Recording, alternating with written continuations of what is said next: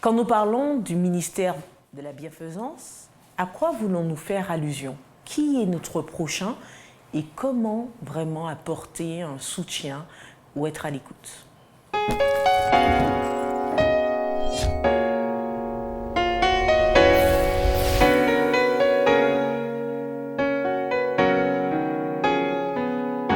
C'est un plaisir, chers amis, de vous retrouver dans votre émission Autrement dit, et ce en compagnie de Samuel et d'Eddie Michel. Bienvenue à vous deux. Merci. Nous allons continuer notre étude donc autour du ministère de la bienfaisance, comment s'occuper de ceux qui sont dans le besoin. Et pour cela particulièrement, nous allons nous axer sur les propos de Jésus à travers des paraboles, mais non seulement à travers des sermons. J'aimerais que l'on puisse commencer sur l'un de ses premiers sermons, les béatitudes, particulièrement sur le sermon sur la montagne. Avant même le sermon sur la montagne, il fait donc un exposé sur, quand on dit béatitude, sur le bonheur parfait ou les félicités parfaites des élus en introduction, mais on remarque que quand même, il parle des affligés, il parle quand même d'une caractéristique de personne bien précise. Est-ce que vous pouvez nous éclairer là-dessus? Et surtout, qu'est-ce qu'il a voulu faire passer? Quand on regarde ces béatitudes, donc, ce sont des personnes qui sont considérées aux yeux de Jésus comme étant des personnes heureuses, parce que c'est ce que ça signifie, bienheureux, béatitude. Ce sont des personnes qui ont comme caractéristique le contraire de l'autosuffisance. Par exemple, quand il est question des pauvres en esprit, des personnes qui sont affligées, ce sont des personnes qui reconnaissent leur état de pécheur et qui veulent s'approcher de Dieu pour obtenir ce don de repentance que seul il peut donner. Ceux qui ont faim et soif de justice, et avant on parle de ceux qui sont affligés également, donc ce sont des personnes qui sont dans des situations de manque, qui reconnaissent qu'ils ont un manque et qu'ils peuvent trouver ce manque-là auprès de Jésus. Ce ne sont pas des personnes qui sont dans l'autosuffisance et qui estiment qu'ils n'ont besoin de rien. Ce sont des personnes qui reconnaissent que la seule personne qui peut leur apporter, combler le vide qu'ils peuvent avoir dans leur vie à plusieurs égards, eh bien, cette personne-là, c'est Jésus. Par tes propos, est-ce qu'en extrapolant, cela signifie en somme avec une personne qui ne voit pas réellement qu'elle a un manquement particulier, précis, et pourtant qui croit en Dieu, qui est croyant, est-ce que ça signifie que, mine de rien, cette absence de manque ressentie par cette personne peut être une faiblesse de nourrir vraiment une relation de qualité avec Dieu et de qualité avec les autres? La notion d'autosuffisance me semble être en opposition avec le texte biblique. Et avec l'esprit également des béatitudes.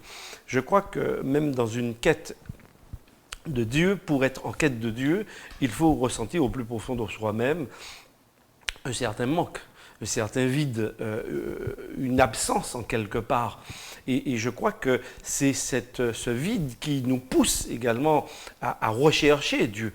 Et je pense que Jésus également commence aussi son ministère, parce qu'on est au tout début de ce ministère. Il proclame que le royaume de Dieu s'est approché. Donc c'est la bonne nouvelle qu'il annonce. Et cette bonne nouvelle s'oppose radicalement à l'idée que les hommes et les femmes se font à son époque. En effet, ce sont les riches, ce sont ceux qui sont bénis de Dieu, ceux qui ont réussi dans la société. C'était d'ailleurs ce qu'on faisait passer comme message. Alors que Jésus oppose véritablement son message à toute cette culture, toute cette pensée qui était ceux de ses contemporains. Donc oui, il faut se sentir dans le besoin, se sentir que l'on a... qu'il nous manque quelque chose, et quand on ressent ce besoin, alors on cherche, et Jésus vient remplir ce besoin, et c'est à ce moment, oui, et on comprend un peu mieux ces béatitudes, ceux qui sont en marche, parce que c'est très intéressant, certains auteurs ont traduit également « heureux » à la place d'heureux, ils ont mis ceux qui sont en marche, ceux qui sont en quête de... Et je crois qu'ils sont déclarés, Samuel l'a dit, heureux par Dieu, parce qu'ils ont faim et soif, ils attendent tout de Dieu, ils deviennent dépendants de Dieu. Et c'est à ce moment que, et on le disait également précédemment, que l'on s'ouvre aux autres. Quand on est dépendant de Dieu, on sort de ses ornières, de son contexte, pour voir véritablement quels sont les besoins. On commence à penser, à voir comme Dieu, et on est sensibilisé justement aux besoins des uns et des autres. Alors, mais comment prendre de la hauteur, comme Jésus le fait, là, à travers les béatitudes, et arriver à ce niveau de paix, à ce niveau de réjouissance, j'ai envie de dire? En fait, c'est un peu comme les photos auparavant. Il fallait les passer, je ne suis pas spécialiste, mais au révélateur pour pouvoir voir la photo telle qu'elle est. En fait, ce que Jésus est en train de faire, c'est de dire à ces personnes-là que vous ne savez peut-être pas que vous êtes heureux, mais vous l'êtes, parce que moi je vous dis que vous l'êtes.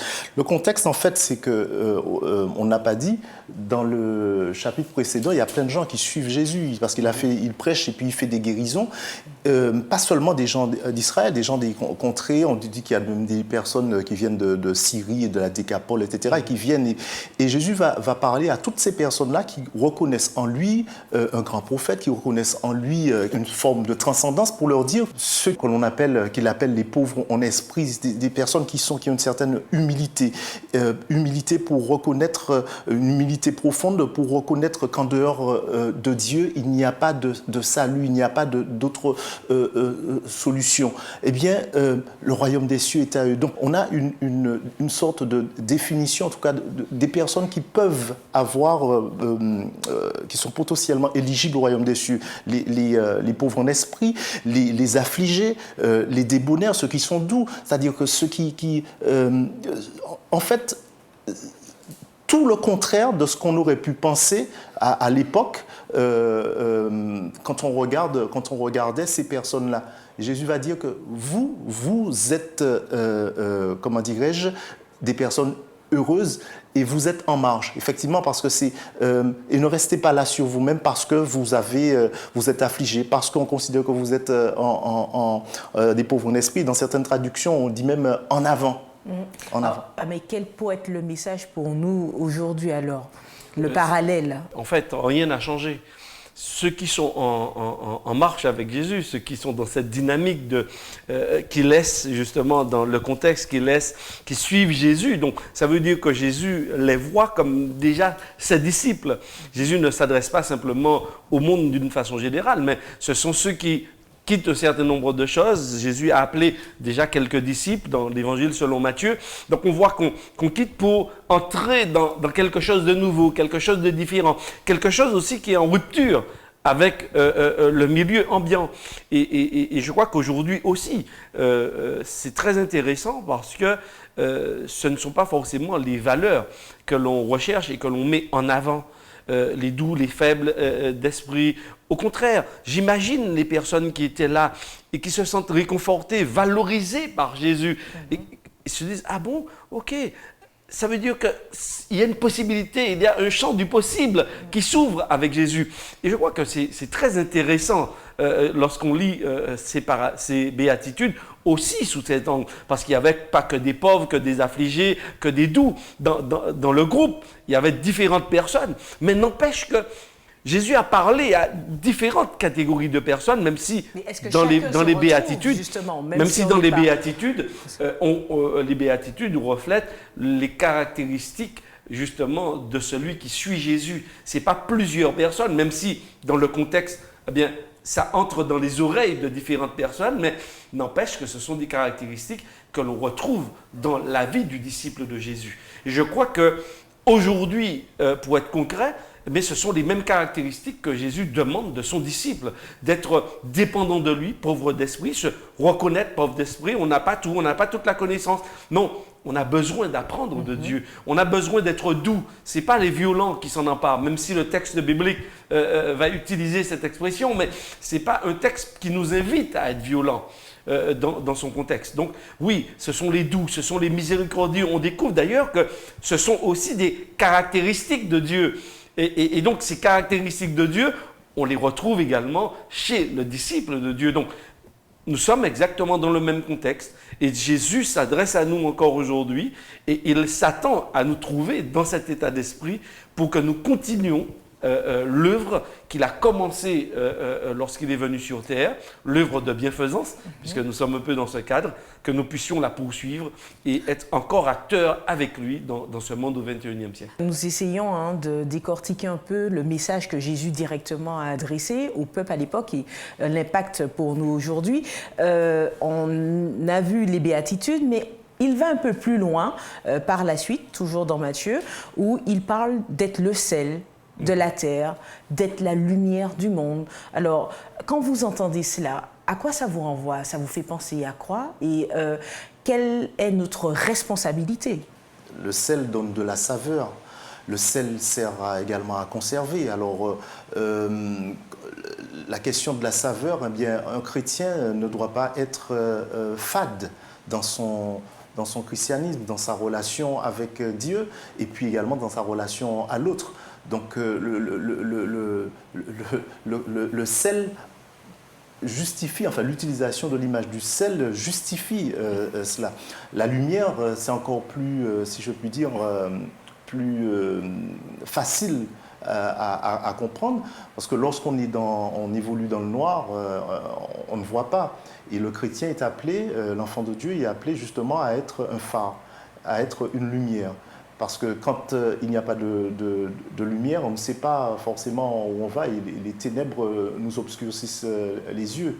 Pour paraphraser le texte. Est-ce que cela signifie, en lien avec ce qu'on vient de voir, où on a vu les caractéristiques de disciples, et qu'il faut avoir un manque en quelque part, et là, le fait d'être le sel, le fait d'être la lumière, est-ce que mine de rien, de notre côté, il ne faudrait pas avoir de manque, dans le sens où si on doit regarder quelqu'un comme étant un leader ou quelqu'un qui rayonne, il faudrait peut-être que cette personne puisse sembler forte. Voilà. Est-ce que...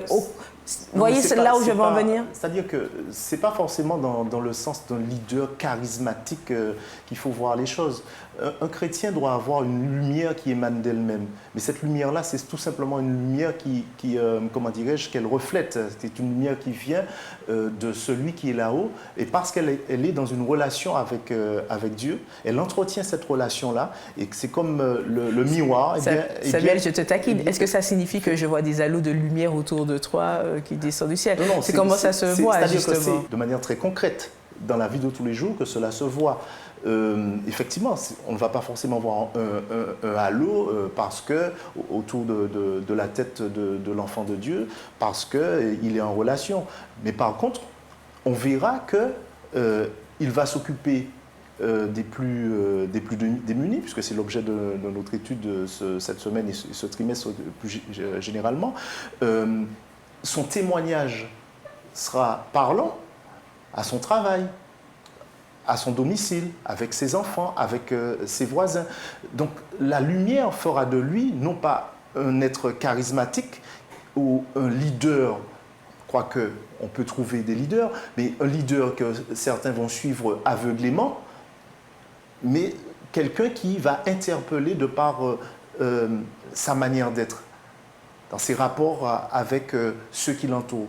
C'est surtout cela. Et s'agissant de la saveur, le sel, c'est pareil. Dire que on ne peut pas imaginer quelqu'un qui se prévaut d'une relation avec Dieu, d'être un enfant de Dieu, et puis d'être fade. Quand on le regarde dans la relation avec lui, quelqu'un qui n'est pas chrétien, qui se dit ah bon, cette personne-là est chrétienne, on ne dirait pas. Il faut qu'il y ait quelque chose qui interpelle par rapport à cette personne-là. Comment on peut avoir un feedback? Le feedback est dans la relation. C'est pourquoi les deux expressions que tu as utilisées et qui sont utilisées dans le texte biblique, c'est quoi? Être le sel et la lumière. Et pour répondre aussi un petit peu à la question, un chrétien ne doit pas manquer de Jésus. Donc à partir du moment où il ne manque pas de Jésus, il peut être et il devient de fait sel de la terre. Et le sel, ça veut dire qu'il faut le mélanger pour donner de la saveur. Parce que la saveur, c'est bien ça, c'est l'amour, c'est les relations que l'on tisse avec les autres. Et même s'il n'y a pas un halo de lumière, mais n'empêche que l'autre s'interroge, il sent qu'il y a quelque chose de différent, peut-être qu'il n'a pas.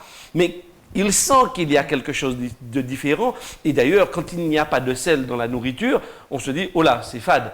Donc il manque de quelque chose. Donc on doit être justement celui qui porte cette vérité, cette lumière, qui porte cette espérance dans ce monde où justement il y a la désespérance. Et ce qui est intéressant également avec la lumière, c'est que pour qu'elle éclaire, c'est vrai qu'aujourd'hui on a des projecteurs extraordinaires, à partir du bas, on peut éclairer au niveau du plafond, l'illuminer et apporter de la lumière, mais à l'époque, et même encore aujourd'hui, c'est très intéressant, parce que si on a une lampe, pour qu'elle éclaire correctement la pièce, il faut la faire monter.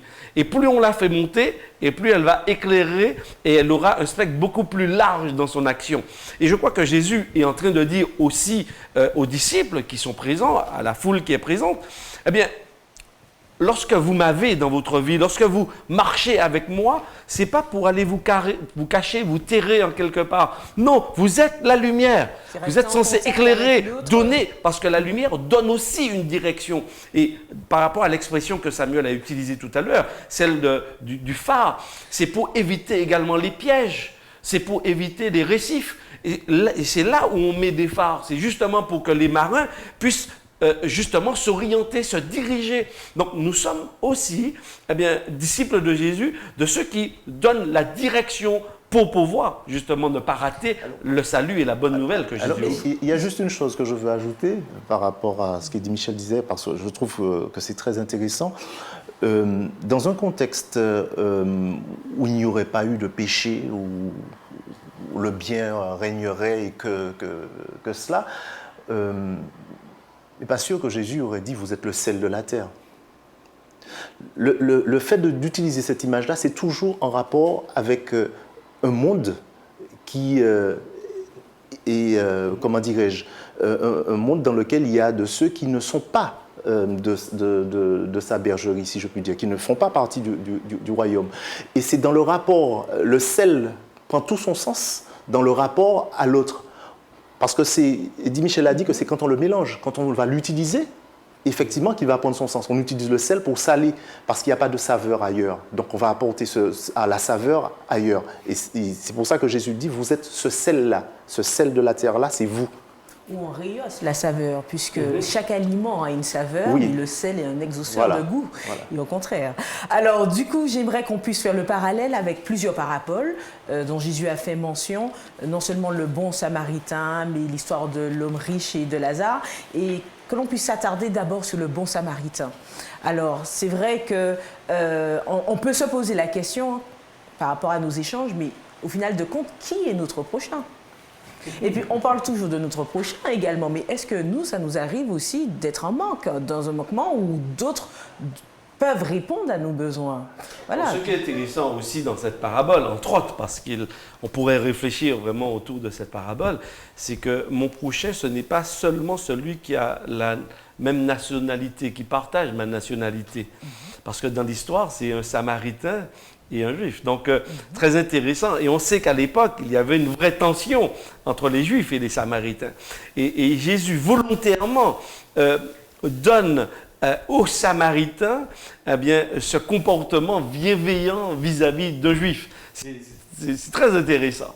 Et il montre que plusieurs Juifs passent outre, tandis que le Samaritain, lui, il ne va pas regarder la nationalité, il ne va pas sortir. Alors là, je sors du contexte historique, il ne va pas sortir sa pièce d'identité pour voir, bon, finalement, est-ce qu'il est français, est-ce qu'il est de Haïti, est-ce qu'il est de la Dominique, est-ce qu'il est de la Guadeloupe, est-ce qu'il est de la Nouvelle-Zélande, est-ce qu'il est de Sainte-Lucie? Non, cette personne est dans le besoin, je la regarde comme une personne, indépendamment de tout contexte, et je lui apporte une aide parce que Jésus m'invite à lui porter une aide. Et non seulement la prendre pour lui apporter les premiers soins, mais on trouve que cette personne va faire au-delà. C'est-à-dire que lorsqu'elle arrive à l'auberge, elle laisse et elle dit, mais je pourrais même faire beaucoup plus que cela.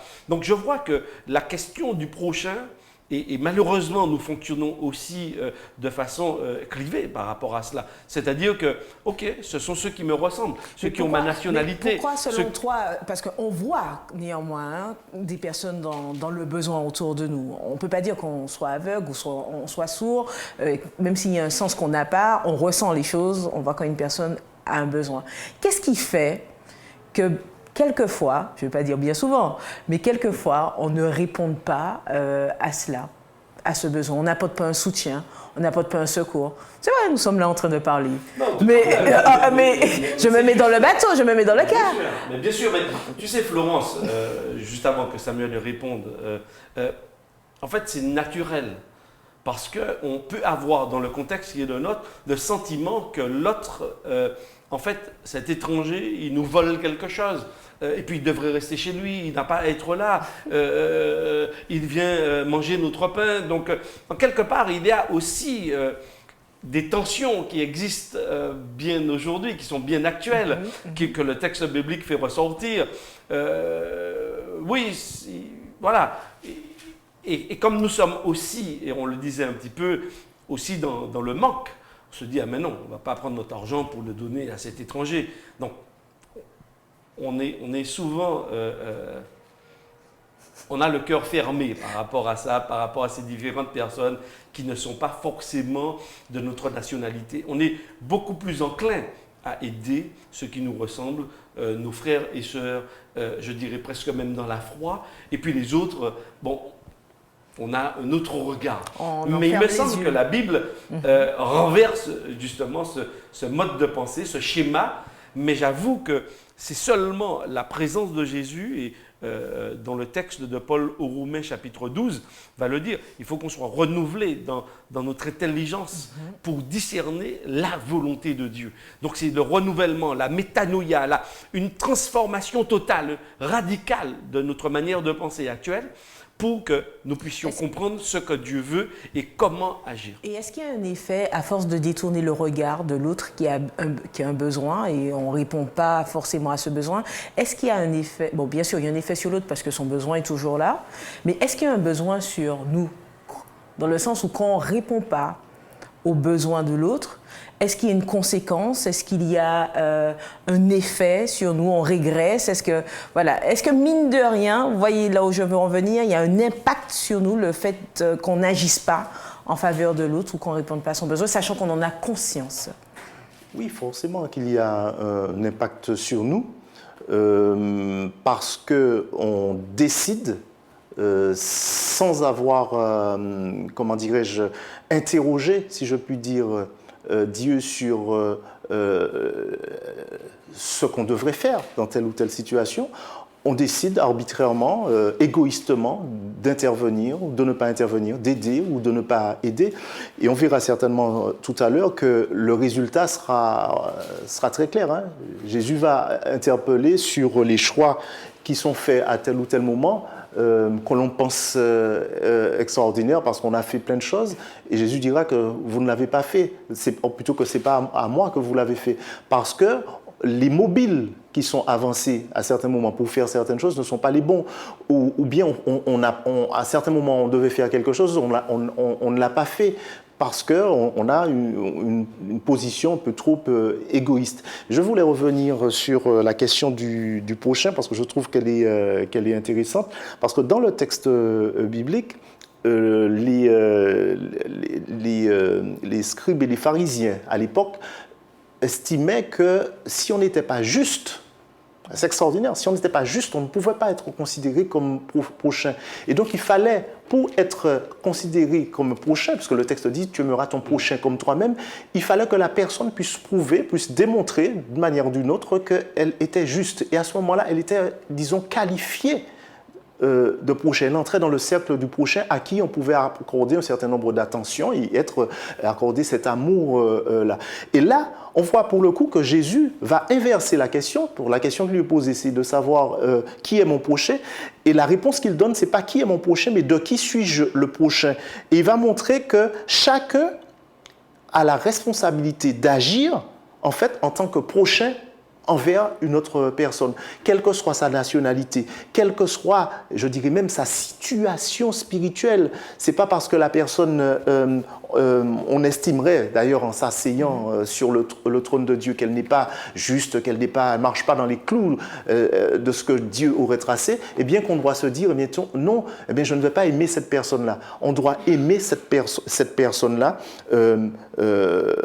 surtout quand il s'agit de personnes qui sont dans le besoin et singulièrement dans le besoin spirituel. Merci pour cet élément de réponse. J'aimerais que l'on puisse clôturer cet échange par rapport au fait que Christ puisse dire dans l'Évangile que tout ce que vous ferez à l'un de ses plus petits frères, en fait, c'est à moi, en clair, que vous le ferez. Alors, comment comprendre ça? En fait, toutes les créatures qui sont sous le ciel, ce sont des enfants de Dieu. C'est-à-dire que Dieu est leur Père, il est le Créateur, que ce soit les bons ou les mauvais. D'accord? Même si effectivement, dans le cadre du livre de la Genèse, on comprenne, oui, que eh bien, nos premiers parents se soient rebellés contre leur père et que finalement, ils sont entrés dans l'esclavage sous la domination de Satan qui est devenu donc leur père naturel parce que eh bien, nous vivons et nous le laissons eh bien, conduire nos vies. N'empêche que d'une façon globale, Dieu est créateur, c'est lui le créateur.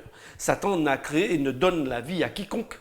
Donc à partir du moment où, et le texte ici dans 1 Jean chapitre 3 verset 17, je le comprends aussi, si quelqu'un possède les biens du monde et que, voyant son frère dans le besoin, il lui ferme ses entrailles, comment l'amour de Dieu demeure-t-il en lui? Ça veut dire que l'amour de Dieu qui demeure maintenant en moi ne peut pas fermer mes entrailles. Je ne peux pas fermer mon cœur aux besoins et à la nécessité, à la souffrance de l'autre. Au contraire, mes yeux restent ouverts constamment parce que je suis dans cette dynamique avec Dieu. Et je pense que c'est extrêmement important de comprendre que désormais, eh bien, tout ce que je fais à quelqu'un, je le fais eh bien, au Père de cette personne, c'est-à-dire à Dieu lui-même, parce que cette personne appartient à Jésus. Et il y a vraiment une association, une identification, je dirais, Jésus à toutes ces personnes faibles, maltraitées, dans la souffrance. Il dit, commencez déjà par avoir les yeux ouverts sur toutes ces personnes-là, parce qu'elles ont besoin de moi, elles ont besoin de vous, et vous pouvez être mes mains, mes pieds, ma bouche pour ces personnes. Et je crois que c'est faire vivre en nous, laisser Dieu vivre en nous, qui réalise bien ces choses. Merci Eddy pour ces éléments de réponse. Samuel, un mot de la fin? Tout ce que je pourrais dire, c'est reprendre un texte de l'apôtre Jean qui dit que celui qui dit qu'il est dans la lumière et qui est son frère, il est dans les ténèbres et que les ténèbres ont obscurci ses yeux. Et en fait, on ne peut pas justement marcher dans la lumière et ne pas faire attention à l'autre qui est à côté, qui est dans la souffrance. Merci Samuel, merci Eddy Michel et merci à vous de nous avoir suivis. Nous vous donnons rendez-vous à un prochain numéro d'Autrement dit.